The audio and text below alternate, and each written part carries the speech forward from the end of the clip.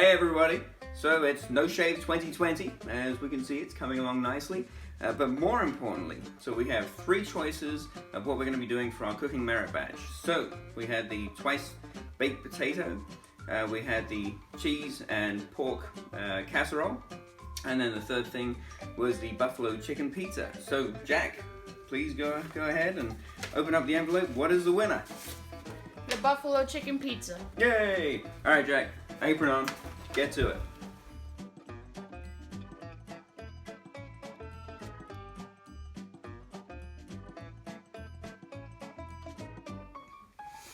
Hello, I have all my ingredients poured together.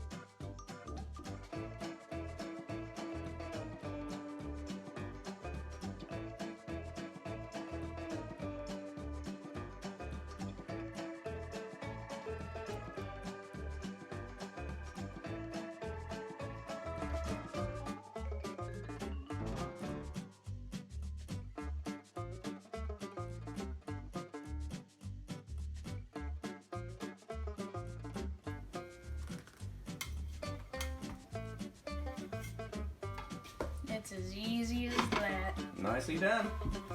You can do it too.